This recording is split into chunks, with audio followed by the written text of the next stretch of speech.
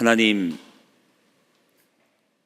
이 시간 주님을 만나기를 소망하며 왔사오니 주님, 우리의 각자의 심령마다, 그 마음마다 또 가난하고 연약한 우리의 마음 깊이 임하여 주셔서 오늘의 예배가 주님을 만났다라고 고백하는 그러한 복된 시간 되도록 인도하여 주옵소서. 주 앞에 영광을 드립니다. 감사드립니다. 예수님의 이름으로 간절히 기도 드리옵나이다. 아멘. 복된 주일입니다. 우리 양옆에 참 귀한 지체들 함께 예배 드리시네요. 한번 옆에 좀 보시고 같이 한번 인사 나누겠습니다. 복된 주일입니다. 축복합니다. 감사합니다. 디모데 전서를 저희는 이제 매번 매일 성경을 쫓아서 매일 성경의 그 날짜를 쫓아서 계속 나가고 있고요. 또 새벽에 나눴던 말씀과 더불어서 또 주일에는 그 말씀을 좀 더 심화해서 그 중에 있는 그 매일 성경의 그 주간에 있었던 말씀을 가급적이면 같이 나눕니다. 디모데 전서를 나누고 있고요. 디모데 전서는 편지입니다. 편지 쓴 거예요. 편지. 바울 서신이라고 하거든요. 바울이 누구에게 썼느냐, 이거는 너무나 알아채기 쉽습니다. 제목 자체가 이야기하고 있죠. 디모데에게 썼습니다. 근데 이걸요, 누구에게 썼느냐라고 물어볼 때 그냥 디모데라고만 하면 어떻게 보면 정확한 답은 아닙니다. 디모데에게 쓴 건 맞지만 에베소 교회의 목사 디모데에게 쓴 거예요. 그냥 쓴 개인적인 그런 어떤 친분의 이야기로서 편지를 쓴 게 아니고 에베소 교회의 목사 디모데에게 쓴 편지가 디모데 전후서입니다. 그래서 우리는 이 디모데 전서를 목회서신이라고 합니다. 지도에서 잠깐 보면 디모데 전서의 그 교회가 하나의 교회를 향해서 썼을 건데 그 교회가 어디냐면, 자, 여러분 이 찾기가 좀 어려울 수 있는데 요 보면은 지중해에서 지중해 글자 보이시죠? 쭉 올라가 보실래요? 그러면 아시아라는 지역이 보이죠? 여기가 이제 터키입니다. 예전에는 이 터키 지방 아시아 지역에 이제 밑에가 이제 에베소인 거예요. 에베소 보이시죠? 그러니까 지금의 터키 땅에 에베소 있습니다. 에베소에서 바울은 어디에 있느냐? 여기 보면 이제 고린도 혹시 보이십니까? 고린도 끝쪽에 고린도, 아가야, 또 보면 마케도냐 보이십니까? 마케도냐 찾으셨습니까? 에베소에서 마케도냐. 바울은 마케도냐에 있고 지금 디모데는 에베소에 있어요. 에베소 교회로 편지를 쓰는 겁니다. 왜 바울은 마케도니아로 갔는가? 사실 그건 정확하게 알 수 없지만 원래 에베소 교회로 빨리 오고 싶어 했습니다. 왜냐하면 에베소 교회에 문제가 많았고 그리고 한번 이건 다뤄야 되는데, 이 디모데 전후서를 쓸 당시에 어떤 종교적인 쓰나미 같은 것들이 몰려왔습니다. 그게 이제 영지주의라는 건데, 영지주의로 인해서 이 잘못된 이런 거짓 정보들에 의해서 사람들이 흔들리는 거예요. 이것도 영지할 때 영자가 영적 지식에 대한 부분이니까 이런 보이지 않는 세계에 대해서, 보이는 물질 세계에 대해서 얘기하면 여기 내 눈에 보이는데, 근데 보이지 않는 영적 세계에 대해서 어떤 교주 같은 사람이 딱 나서가지고 하나님께서 이렇게 말씀하셨습니다, 하나님께서 저렇게 말씀하셨습니다 라고 하면서 자기 마음대로 하는 그런 영지주의가 판을 칠 때인 거예요. 그러니까 에베소 교회에 지금 쓰나미가 몰려오고 바울은 빨리 가서 그 교회의 문제를 해결하고 싶은데 그만 바울이 로마의 감옥에 갇힙니다. 그래서 편지로서 지금의 위급한 상황과 어려움에 대해서 이 디모데에게, 젊은 디모데에게 가르치는 거예요. 가르쳐주는 게 목회서신이라는 겁니다. 자, 오늘 본문을 좀 다시 읽습니다. 디모데전서 5장 1절로 2절입니다. 1절로 2절 다시 한번 같이 읽을게요. 읽습니다. 시작.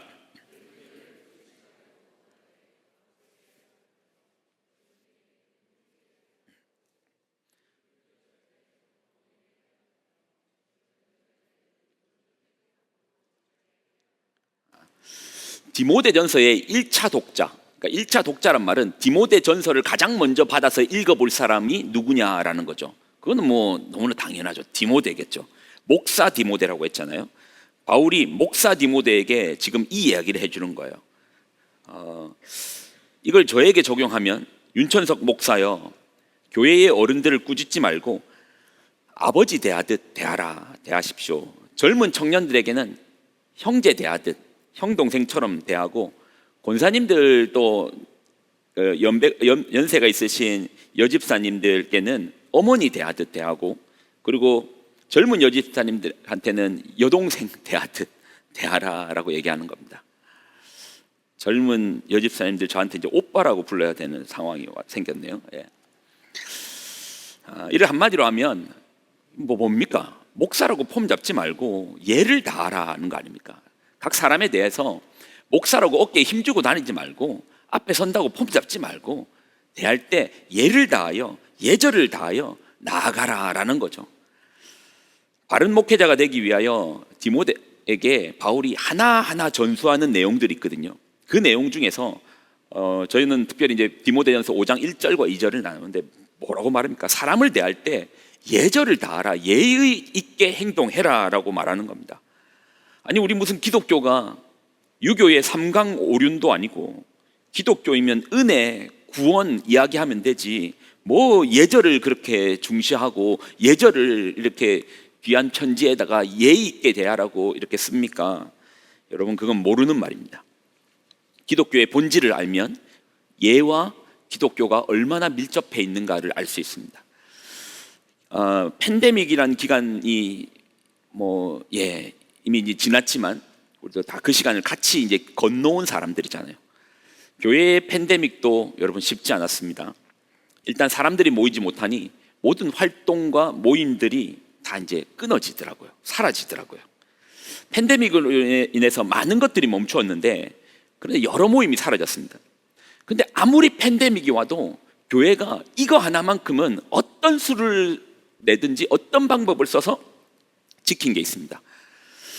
이 말은 교회의 모임 중에서 결코 빼서는 안 되는 어떤 본질적인 모임이 있더라라는 것입니다. 마을장 모임, 마을 모임, 장로회, 안수집사님 회의, 이런 거 안 할 수 있습니다. 바자회 안 할 수 있었습니다. 안 해도 교회가 지탱하고 지속하는데 문제 없더라고요. 선교 미안하지만 못할 수 있었습니다. 그리고 구제 못할 수 있었다니까요. 그런데 교회의 모든 모임과 모든 활동들이 다 스탑돼도 이거 하나만큼은 꼭 지켜진 게 있습니다. 그게 뭡니까? 예배잖아요. 예배. 온라인이 됐든 뭐가 됐든 어떤 방법이 됐든 우리는 예배는 꼭 지키고 왔습니다. 그런데 기독교의 본질적인, 우리 교회의 본질적인 이야기를 말할 때 우리를 어떤 공동체라고 부르는가? 봉사 공동체, 선교 공동체, 그렇게 부르지 않습니다. 예배 공동체라고 부릅니다. 여러분, 이렇게 모인 우리는 예배 공동체로 이렇게 하나 되어 모인 것입니다. 그러면 예배가 뭔지를 좀 더 살펴보면, 구약의 예배를 드리는 장소를, 그러니까 구약에서는 예배를 드릴 때 예배를 제사라는 방식으로 하나님께 예배 드렸어요. 범죄한 우리가 하나님께 나아갈 때 속죄 제사를 드리고 나갔는데, 이 예배를 드릴 때 아무 곳에서나 예배를 드린 게 아니고 장소의 이름이 있습니다. 이게 이제 레위기 1장 1절에 보면 그 장소의 이름이 나오거든요. 자, 같이 한번 읽습니다. 자, 시작.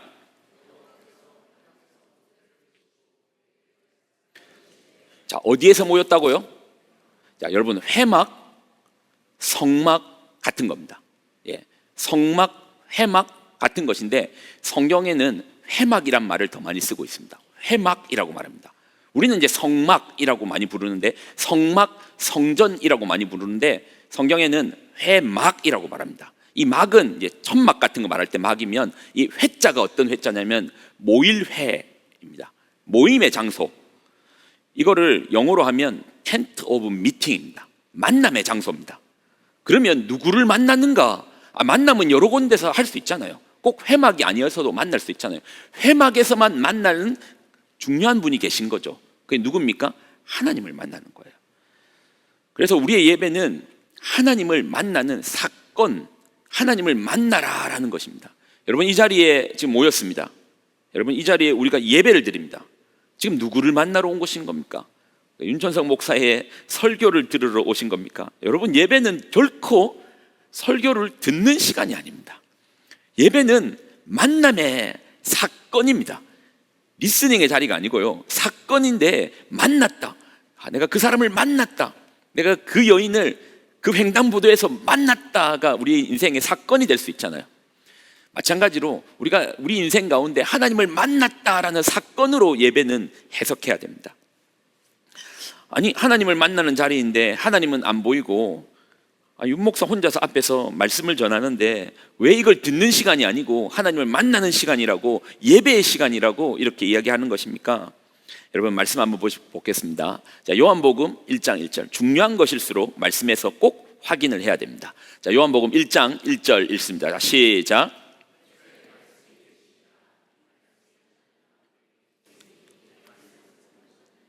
자, 뒷부분만 다시 제가 읽어드릴게요. 이 말씀은 곧 누구시라고요? 하나님이신 거예요. 아니, 말씀이면 말씀이지 왜 말씀을 향해서 하나님이라고 하는 것입니까? 이게 예로서 조금 거리감은 있지만 제가 이렇게 한번 좀 설명을 드려볼게요.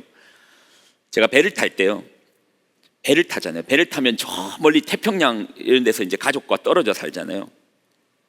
배 탈 때 저희 기관 파트에 오일러분, 기관 파트에서 오일러분의 위치는 사실 이제 뭐 기관장님이 계시고, 그 다음에 1기사, 2기사, 3기사가 있고, 그 다음에 넘버원 이 작업을 하는 사람이 있고, 또 그 밑에가 오일러인 거예요. 그러니까 실습생을 제외하고는 가장 어떻게 보면 직책적으로 낮으신 분이셨습니다. 사람이 키가요 한 185 정도 키가 컸는데 되게 마르셨습니다.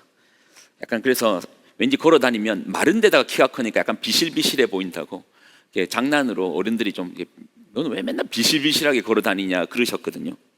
근데 사람들이 하는 말이, 아니, 저 친구는 사람은 비실비실한데 애는 정말 잘 키웠다. 사람은 좀 별 볼 일 없는데 어떻게 그렇게 애는 잘 키웠는지 모르겠다고 다 이제 그렇게 얘기했어요. 한국에 배가 들어갔습니다. 부산항에 들어갔습니다.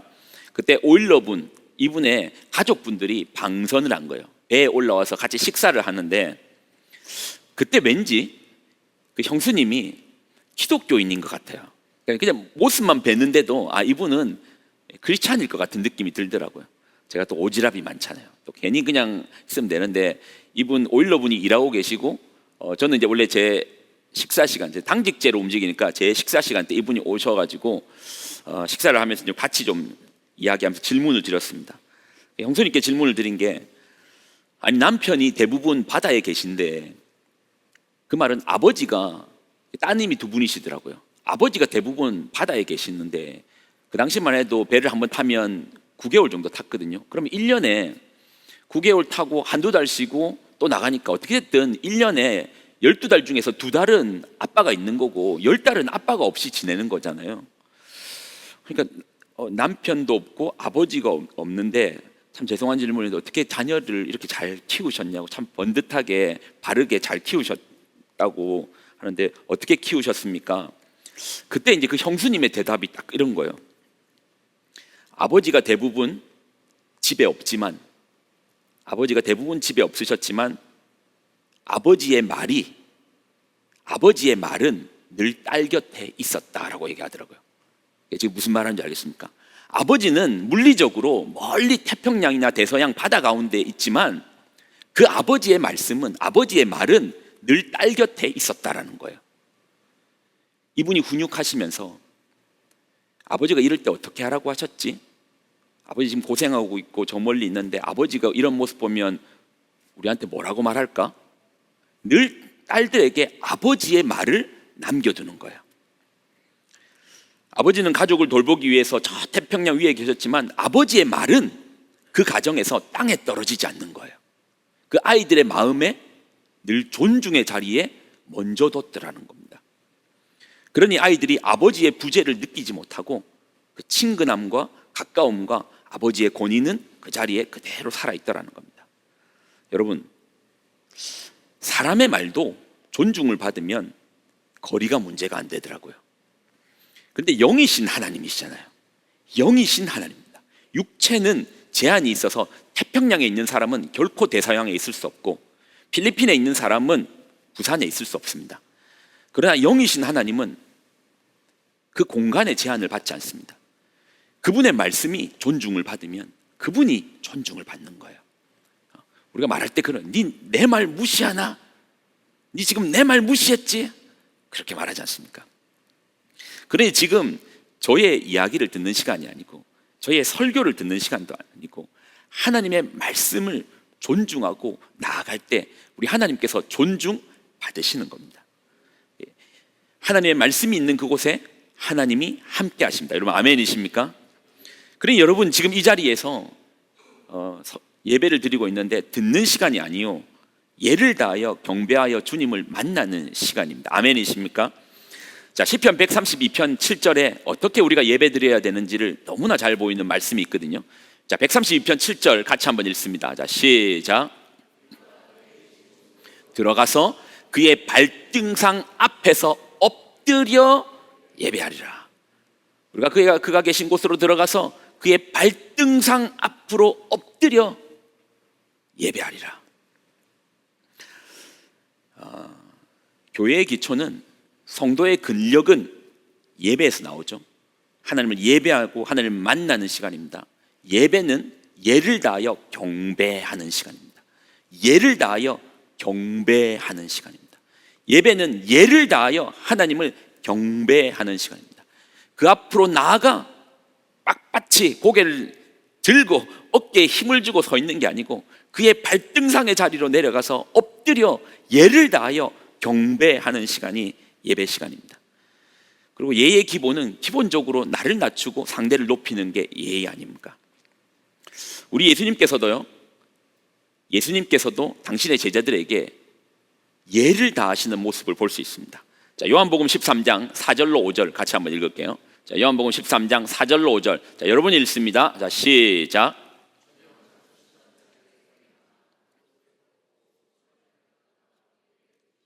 오 절. 대야에 물을 떠서 제자들의 발을 씻으시고 그 두르신 수건으로 닦기 시작하여. 예수님 당시에 사제 간의 관계는 철두철미했습니다. 거의 왕의 관계, 아버지와의 관계, 선생님과의 관계, 선생님은 철두철미했습니다. 특히 랍비라고 불리는 선생님들 앞에 자녀를 맡길 때는 아이가 너무 많은 구타를, 매질을 당해서 이런 상황이 와도 그 선생님에게 그 누구도 항의하지 못했습니다. 그만큼 선생님의 권위와 위치에 대해서, 선생님이 때렸으면 네가 맞을 만한 짓을 한 거야. 요즘은 그렇지 않죠. 어떻게 내 아이에게 손을 댈 수 있어? 라고 하는데, 당시에 아이가 선생님한테 매를 맞고 왔으면 아빠 선생님이 때렸어가 아니고 오히려 그걸 숨겨야 됩니다. 아이들이. 왜? 네가 맞을 만한 짓을 했으니까 맞았으니까. 뭐 잘못했어? 그렇게 접근하는 거예요. 스승의 자리가 상당히 높으셨습니다. 근데 스승님한테 제자들이 많은 것들을 요구할 수 있었고 혼도 낼 수 있고 매질도 할 수 있는데, 제자들에게 스승이지만 제자들에게 요구할 수 없는 게 있습니다. 그건 뭐죠? 발을 씻겨달란 말을 할 수 없습니다. 내 발을 씻겨달라. 당시 이제 문화권에서는 집에 들어가거나 식사 자리 갈 때 이제 손발을 이제 씻는 게 그들의 어떤 문화였는데, 제자들에게 발을 씻겨달라라는 말은 할 수 없었습니다. 왜요? 이 일은 노예가 하는 일이거든요. 이 사람은 제자지 노예는 아니거든요. 그럼 지금 예수님은 스승의 자리에서 노예의 일로서 제자들을 섬기고 있는 겁니다. 자기를 낮추어 제자들을 섬기고 있는 겁니다. 이러한 예를 다하는 모습은 제자들의 모습에서도 볼 수 있거든요. 부활하신 예수님께서 자신들을 버리고 간 제자들에게, 물고기 잡으러 간 제자들에게 찾아갔습니다. 그리고 제자들을 만나기 위해 갈릴리 호수로 나아갔습니다. 자, 그 장면을 좀 보겠습니다. 요한복음 21장 5절로 7절인데 여기서 여러분은 이상한 거 하나 발견하셔야 됩니다. 자, 21장 5절부터 먼저 읽습니다. 시작.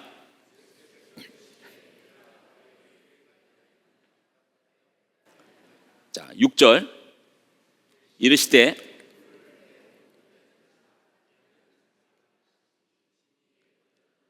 물고기가 많아 그물을 들 수 없더라. 자, 여기까지는 일단 물고기를 많이 잡았죠. 자, 이제 여러분이 여기서 발견하셔야 됩니다. 자, 7절을 읽으면서 뭐 이상한 거 있으면 한번 찾아보십시오. 자, 7절 읽습니다. 시작.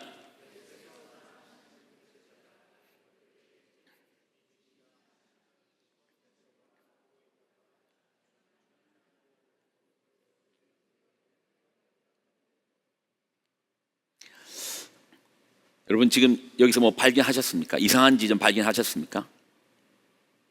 자, 7절, 우리 마지막 읽었던 7절에서 이상한 지점 발견하셨습니까? 예.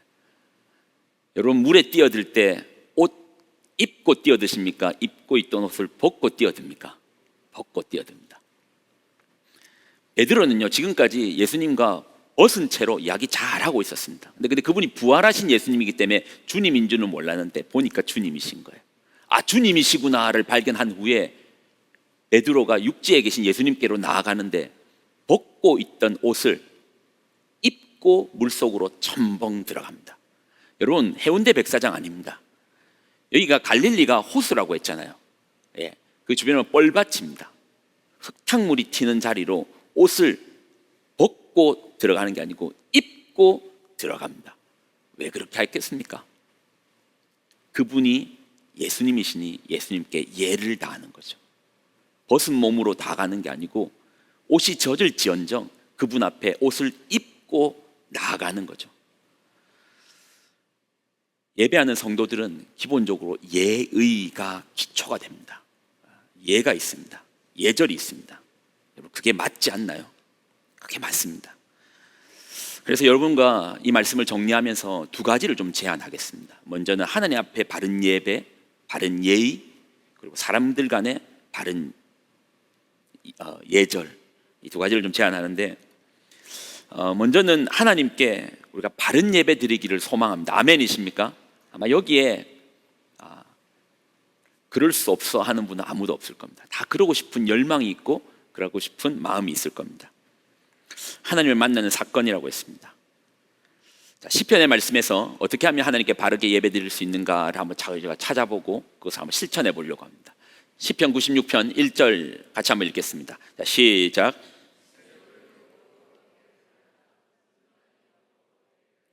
새 노래로 여호와께 노래하라. 온 땅이여 여호와께 노래할지다. 자, 2절도 읽습니다. 자, 시작.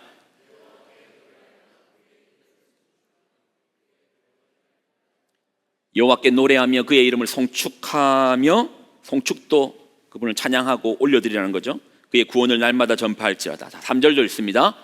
그의 영광을 백성들 가운데 그의 기이한 행적을 만민 가운데 선포할지어다. 자, 4절 마지막으로 읽습니다. 시작.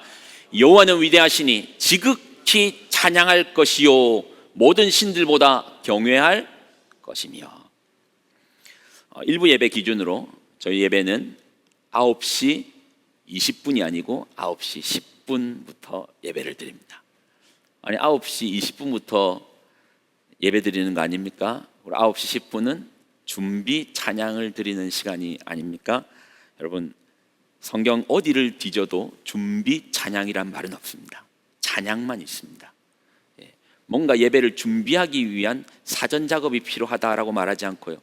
오히려 성경은 말하기를 지극히 찬양받으시기 합당한 분 앞에 우리가 찬양을 올려드리는 것이 옳다라고 얘기합니다. 우리가 온 힘을 다해서 주님을 찬양하는 것이 합당한 것입니다. 그것이 바른 예배입니다. 여러분 하나님 찬양받으시기 합당하시는데 여러분의 삶에서 혼자 있을 때 찬양 잘 불러지시나요? 또 특별히 소리내어 부르시는 거 몇 번이나 부르시나요? 그래서 우리 교회 공동체는 어쩌면 이제 예배에 어떤 흥을 돋는다, 준비하기 위해서 찬양을 한다, 결코 그런 마음이라면 우리는 찬양을 하지 않았을 겁니다. 찬양하기에 합당하신 하나님 앞에 마땅히 우리가 올려드려야 될 찬양. 아니 근데 그걸 모르겠는데요. 노력하셔야 됩니다. 예는요 낮추는 거잖아요. 기본적으로 우리는 자기를 높이는 것이지 낮추지 않습니다. 노력이 필요한 겁니다. 노력하셔야 되고 몰라도, 그리고 또 교회의 찬양은요 몇 번 불러보면 쉽게 따라 부릅니다. 여러분 랩해라는 거 아니잖아요. 힙합해라는 거 아니잖아요. 충분히 노력하시면 따라 하실 수 있습니다. 여러분에게 믿음으로 권면을 드립니다. 여러분 일찍 오셔서 찬양하십시오. 네, 9시 10분이라고 10분만 오셔가지고 바로 부르려면 힘듭니다. 먼저 와서 기도하고 하나님을 만나는 사건이잖아요. 그 사건 앞에 한번 힘을 써 보십시오. 가끔 이제 강사분들이 오십니다. 강사분들이 오고 목사님들 오실 때 접견실 제 방에서 이야기를 하는데 찬양이 시작되기 전에 자리를 옮겨서 예배 본당으로 가자고 합니다. 가끔 왜 그렇게 하냐면 찬양이 시작되는데 강사가 나타나지 않으면 저는 그분의 말씀을 듣기가 마음이 좀 힘듭니다. 하나님 앞에 바른 예배를 드리지 않는 분이 어떻게 강단이라는 자리에서 말씀을 섬길 수 있겠는가에 대한 퀘스천이 있기 때문에 그분의 말에 집중하기가 힘들어서 그냥 시간이 되면은 가자라고, 그 꼴 보기 싫어서 가자라고 합니다. 근데 맞지 않나요? 여러분, 하나님께 예배하는 시간 아닌가요?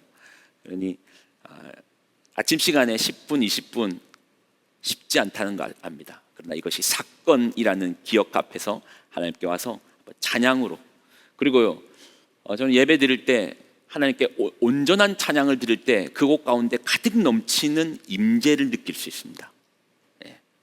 다음 주가 추수감사주일이거든요.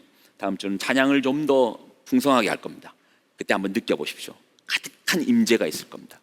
여러분, 이왕 드리는 예배 어떤 예배 드리고 싶습니까? 임재가 가득한 예배 드리고 싶지 않습니까? 하나님께 바르게 나아갈 때 주님께서 그 자리에 함께 하실 것입니다. 아멘이십니까? 예. 그리고 또 두 번째는요, 우리 공동체는 지체라고 말합니다. 오늘 말씀도 보면 늙은이를 꾸짖지 말고 고나되 아버지 대하듯 하고 어머니 대하듯 하고 형 동생 대하듯 하고 여동생 대하듯 누나 대하듯 하라. 가족으로 묶어버렸습니다. 하나님께서 가족으로 묶어버리셨습니다. 나 저 사람 어색한데 잘 모르는데, 이 부분 역시도 노력이 필요합니다. 순종하면, 순종이 필요한 영역입니다. 여러분 아시죠? 하나님 앞에 순종하면, 말씀 앞에 순종하면 복을 받습니다. 아멘이십니까? 여러분, 예배가 끝나면은 저 뒷문을 향해서 바로 오지 마십시오. 여러분이 바로 질주에 오시면 저도 긴장됩니다. 인사하기 힘들어요. 그러니까 여러분 양옆에 지체들 한번 잠깐 인사드리고, 잘 모르겠는데 노력이 필요한 영역입니다. 순종하면 복은 하나님 주십니다. 말씀에 따르면 하나님께서 복 주시더라고요. 저는 저희 공동체가 참 좋은 공동체라 생각합니다. 아니, 나는 혼자서도 예배 잘 드리는데, 나도 혼자서 말씀 잘 듣고 갈 수 있는데, 여러분 착각하시면 안 됩니다. 신앙 만만하지 않고 신앙 가볍지 않습니다. 쉽지 않습니다. 보이지 않는 실체를 우리는 따르고 그분을 존중하며 나아가 보니 어느 때 바람 한번 쓱 불었는데 내 마음이 고만 교회도 가기 싫고 고만 내가 뭐 하고 있는가라고 흔들릴 때 있습니다. 그럴 때 여러분 잡아줄 공동체가 필요합니다. 잡아줄 지체가 꼭 필요합니다. 그래서 신앙생활 나 혼자 잘할 수 있다, 말씀만 잘 들으면 할 수 있다라고 말하는 분, 자기에 대한 잘못된 판단입니다. 저도 마찬가지고요. 잡아주는, 저도 교회 오기 싫은 날이 있습니다. 마찬가지 아닌가요? 그럴 때 누군가 잡아주는, 누군가 따뜻하게 다가오는 사람 필요합니다. 내일의 나를 위해서, 내일에 흔들릴 수 있는 나를 위해서 오늘 투자하십시오. 순종하십시오. 옆에 있는 지체들과 인사 나누십시오. 교제하십시오. 그것이 바른 예배의 근력이 있는 바른 예가 될 것입니다. 사랑하는 여러분, 우리가 예를 다하여서 하나님을 섬기고 또 예를 다하여서 주변의 지체들에게 나아가는, 그래서 하나님께 복을 받는 우리들 되시기를 예수님 이름으로 부탁을 드립니다. 기도하겠습니다. 하나님, 주신 말씀을 귀하게 붙듭니다. 붙잡습니다. 붙들고 살려고 합니다. 그래서 주신 말씀을 붙들고 우리가 온전하게 찬양을 올려드릴 수 있는 그런 변화를 주옵소서.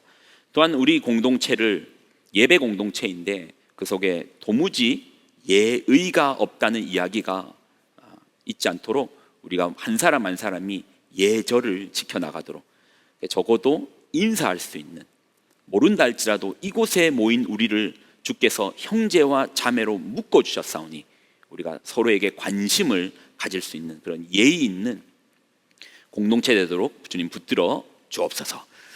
이제는 우리 주 예수 그리스도의 은혜와 하나님의 무한 극진하신 사랑하심과 성령님의 교통 동행 충만하심의 역사하심이 오늘의 말씀을 붙들고 예배하는 근력이 있는 성도들이 예를 다하여 살아가기를 작정한 귀한 성도들의 삶과 가정과 그들의 자녀들의 머리머리 위에 이제로부터 영원히 항상 함께하여 주시기를 간절히 축원드리옵나이다. 아멘.